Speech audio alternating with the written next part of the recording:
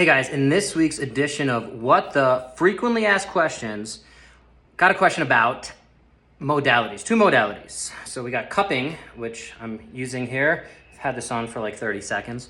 And dry needling. Now, to my evidence-based friends in the space who are on the social media, and they look at it and they say, well, neither of these is super evidence-based and there's not good research.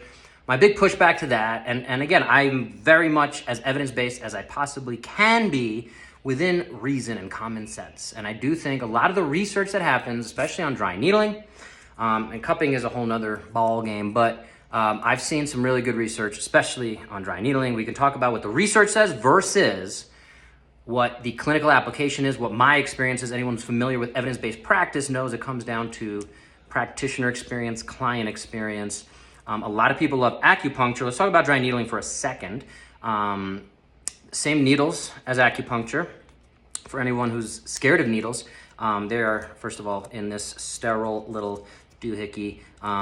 This is Seirin brand, S-E-I-R-I-N. I think they literally say acupuncture needles on there. Comes with a little pipette, and then you just peel it, and then that is 1/20th of a nurse needle that you get a vaccine or flu shot with or any of that fun stuff. So what do these look like? Very thin. I'm gonna do it on the same kind of side here as I actually like to go in there. I'm gonna use the pipette just so you can kind of see it on camera. Nothing to be really scared of. I just finished a workout, so my muscles are primed. So boom, it goes in. And then we can get in there. That is the lateral epicondyle. I usually don't do that with the cupping, but as you can see, it's kind of in there. I can twist it. I can kind of flex with it. Usually we just leave that in 10 minutes in a relaxed position. That is what my research that I've seen clinically says. Now, again, that's where one of my issues with research, right? A lot of the research out there, they used a pistoning technique, which has been shown to be not as effective in the research. We can go down the depth of studies. I'm a big fan of the American Academy of Manual Therapists, spinalmanipulation.org. That's who I took my dry needling certification with. So again, we leave this 10 minutes. You can add electricity to it. I'm not going to demonstrate that. But the idea is, the fancy term here, I'm going to take that out, is we are resetting the neuromuscular junction. And the effects seem to last longer than manual therapy, than chiropractic adjustments, than acupuncture alone.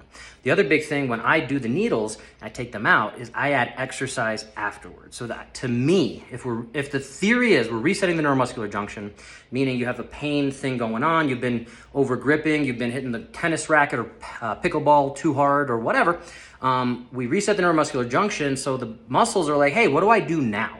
And if you don't add exercise after that, right, you feel good coming off the table from a chiropractic adjustment or acupuncture treatment, you feel good, you feel relaxed. You feel like there's pain relief. That's great. I'm not saying that's a bad thing. But if you don't hone that in with exercise, to me, that's hard to research, A. What are the, how much exercise, all these kind of things. I've seen some of the research. I think that ultimately that's the big thing. So this is kind of a long way to answer my friend's question here. But that's dry needling in a nutshell. We're trying to create a little bit of a response. The research, again, shows 72 hours of benefit. You get these fibroblasts getting released. Sorry, I got allergies going on out here. You get fibroblasts getting released. And you can see it under diagnostic ultrasound. You could see these little sesame seed looking things that seem to last for 72 hours.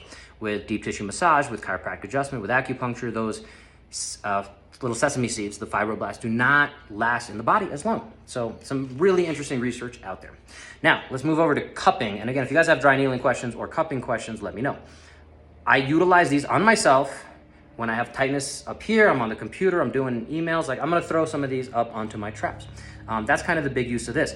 I just did my half Ironman, I did the Boulder 10K, I had some calf tightness after the Boulder, I was throwing this on my calves just to kind of take up, and it's ultimately a little bit, and you can see it creates a little bit of a suction, kind of like a hickey, ultimately. So you can put it on and then move it around as well. That's just one way to kind of release the fascia. If you think of like the shirt being a little too tight, right? And if that shirt is restricted anywhere and it's bunched up because I've had it in the closet for so long, any of these techniques are hopefully releasing that fascia, the tissue that's underneath, between the skin and the muscle. And that's just one way to manipulate it. And again, the cupping, that little set, you can get on Amazon. I'll put a link in the video below here. You should be able to get these for like 20 bucks for a set of like 4, I think. Pretty cheap, pretty easy. And again, if I'm a little tight, you just push and then suction, and now it's stuck on there. And then boom, I got that little guy on there. So I can walk around with this, I can do my dishes, I can do whatever I need to do. And it's just hopefully part of my body improvement, my recovery. So hopefully that makes sense, between the dry needling, between the cupping. So if you guys have questions about anything related to health, fitness, wellness, any of that good stuff, let me know. We can feature you on What the Frequently Asked Questions. And hopefully that makes sense. Again, if you want to try dry needling, if you're here in the Erie, Colorado, Boulder, Denver area, let me know. We can meet up in person. I can come to you. You can come to me. Let's go. If you want to talk online, we can also do movement screens, assessments. That's what I'm all about. I'm trying to get people happier, healthier, fitter through the forms of fitness that we can get you going 1% better every day. Talk to you guys next time. Don't forget your element as well.